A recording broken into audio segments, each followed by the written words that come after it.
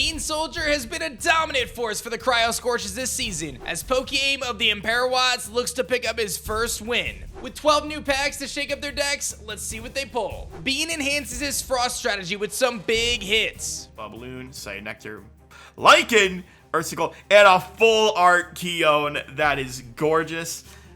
I'm more happy about the common, I'm not gonna lie. Second Lycan is huge. We then had to unfortunately ban BeanSoldier from the rest of the event because this is a family-friendly channel. Oh my!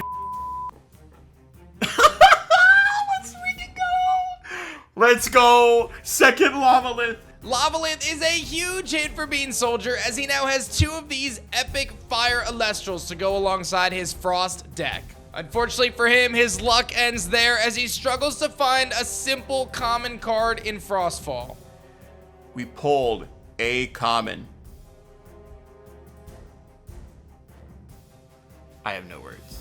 On the flip side, PokeAim hits a handful of cool cards like Tower of the Winds to pair with Flamemoth, and even lands his full art for the box. Oh. Full art? Is that Imperial? Full Imperial. That's wild. Imperial probably won't help much, but PokeAim finds a few more rune cards like Tsunami and Helios Chariot Ride to wrap up his week 3 pulls. New cards means new trades, and Bean managed to pick up the Morfrost cards he wanted from his teammate Caleb, while PokeAim gets a Gorgon's Gaze, Arrowmare, and Flamemoth from Shady Penguin. BeanSoldier, are you finally running Morfrost this week? What's up, my inbox? It's your boy Bean, and we're going up against PokeAim this week, which he is 0-2, but hear me out. I think we have a terrible matchup this week, and I think he might take it from us.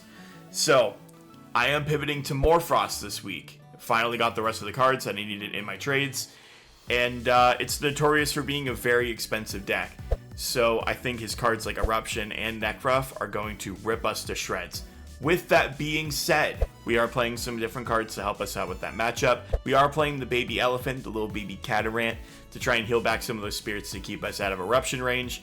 And hopefully, with a little bit of help from our boy in Frostix, we're going to be able to OTK him into the ground with our Cryovern and our Abominable Snowmen. Better watch out, Pokey. You're going down this week. It looks like he is indeed bringing Morfrost, but he has a right to be worried as this is an expensive strategy. Catarant can lessen that blow, and so can Lavalith to dodge those potential eruptions from PokeAim's side. Let's see what Joey cooked up for week 3. Hey, I'm PokeaimMD. Today I'm fighting BeanSoldier. Now, here is my goal for this week. My opponent is a lot better than me. I think everybody in this tournament is a lot better than me. So my goal is to hopefully pull a rabbit this week, maybe 2, maybe 3. I feel like I earned it after not having it, 2 weeks in a row almost? And wait till they have no spirits and then drop the triple eruption and win. Let's get it. Eruption is huge for PokeAim if he can pull it off, and it seems like BeanSoldier had that in the back of his mind either way. I love this defensive strategy this week with Smoltugas and Astrabits. This one could get really interesting. Alright, both casters are loaded in, but it looks like PokeAim gonna be forced to mulligan his opening hand. In Elestrals, you have the freedom to expend 2 spirits or 10% of your health to get a new hand. Then he's gonna do just that and then cast out a Necruff, but misenchanted with a water spirit. That's going to make Necruff simply a 5 attacker with no effect. And we'll see if PokeAim has any back row that he's going to set. Looks like he's going to set 3 runes face down in preparation for whatever BeanSoldier might be bringing for his first turn. He's going to go start this one with Morfrost Lycan form, an essential piece to the Morfrost engine that allows you to expend a spirit to simply look through your deck and grab 2 additional Morfrost forms and add them to your hand. Typically, you grab an Indus and an Abominable form. Let's see if that's going to be a strategy. Exactly that. Now loaded up with his Morfrost, he can then cast 1 to the field, the Indus form. When cast, you can expend a Frost Spirit to search your deck for 2 more Morfrost forms and send them to the Underworld.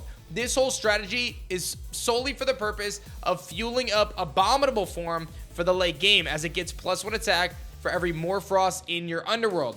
These Morfrost can also come back with the combination of Keone, so really awesome strategies here. However, he sets no back row, and PokeAim is able to bring out the Kinleo. Huge plays from Joey. He can now Nexus from the Volcanic Forge that he just cast to pop the Morfrost Indus and save his back row. This is a really big start for him, and then he's able to bound forward and hit BeanSoldier for 3 spirits. We talked in the pregame of this how important the Spirit deck was for BeanSoldier, as Morphrost is a very expensive archetype. He's going to land out a Lavalit. This is really, really big. We'll see if PokeaimMD has a response. Depending on what BeanSoldier hits here, this could be a turning point in the clash. Will he land into a Tsunami? He lands into a Resting on Your Laurels. It was simply a bait on Joey's end, but is he going to be able to stop the attack here? Because if Joey can get off another Kinleo effect, it's going to be massive, but it looks like there's going to be no response, and Kinleo does indeed go down. A lack of counter rune play there to deal with the Lavalit is going to set Joey back a little bit in this one, as now he needs to figure out how do I get over the 6 attack of Lavalit when my Volcanic Forge is going to make it even stronger. Choosing to expend to draw, it seems, to get another card for his strategy. There is the Earthquake. He had it set face down, perfectly executed there. Both Laurels and Earthquake set face down as baits, and it works out in his favor as he can now attack forward and do 2 spirits of damage to BeanSoldier. This is a hyper offensive game here as casters are trading back and forth, vying for position. BeanSoldier down to just 10 spirits himself, and PokeaimMD sitting at 11, but he is in control. And here comes Cryoling. Cryoling has shown its dominant presence throughout this season for the Frostcasters, as it can immediately turbo into Cryovern, but Joey's not going to let that happen because he has the Gorgon's Gaze. Gorgon's Gaze is going to shut down Cryoling's effect during the main phase, prevent it from ascending into Cryovern, and probably most importantly, keep his Necruff on the field for an additional turn, as he's not going to be able to attack. The question here is, will Joey be able to find some way to get over this 6 attack Cryoling here? He's got the Nectar of the Gods to draw 2 additional cards. We know he's fishing out those Eruptions. He's got to be able to deal 9 damage on a single turn. I don't know if he's going to be able to do that with the Eruption strategies if he can't stop this Cryoling from ascending into a Cryovern. BeanSoldier enters his main phase, and he's forced to immediately activate Cryoling's effect. That's going to allow him to search his deck for the Cryovern, and much like we've seen this entire season from the Cryo Scorches, he is going to misenchant this Cryovern with a Water Spirit Leviathan, which makes it immune to the potential counter rune Tsunami. Catarant, a key card to watch out for in this one, does allow BeanSoldier the opportunity to heal 2 spirits every time Catarant receives a Frost Spirit. We don't see this card run a ton right now, but it can be crucial in engines like this, where again, we talk about how expensive it is to run Morphrost. There's a lot of spirits that you have to expend to be able to activate the engine, and Catarant can do just that in healing up those spirits. And then you pair it with an Enfrostix. My goodness, not only is he going to be able to get Cryoling back out, but that means that Cryovern is going to come back out because he can immediately ascend it right away in his main phase. And he went from a field of nothing but a Cryoling to 2 Cryoverns and a Catarant, down to just 5 spirits. Both Cryolings are staring him down. Will PokeaimMD even have a response here, or is he going to get absolutely destroyed by the offensive power of 2 Cryoverns and a Catarant? He's looking at his face down runes. What could it be? Tsunami only helps a little bit here. Cryovern is going to attack the Necruff. Does PokeaimMD have a response? He's looking. He's got a Shield of Achilles. He can bounce back 1 Cryovern to hand. It's going to cost him 3 spirits to do so. I wonder if you pull one off the Necruff there to play the shield to kind of save a little spirits there. But it's going to depend on what that other face down rune is. If it is a Tsunami, it could at least stop the Catarant and stop some of the bleeding. But it looks like that Necruff's going to go down. Catarant's going to hit for 1. But this isn't the worst situation for Joey. If he has 2 Eruptions, he can win this game right here. No, he's down to just 2 spirits left. He's got a Resting on Your Laurels. That's going to take out the Catarant. Not enough to deal with the Cryovern. Doesn't have enough spirits to play Eruption. Only 1 left. Does he have an answer here? As he took quite a bit of damage. Kinleo into defense position.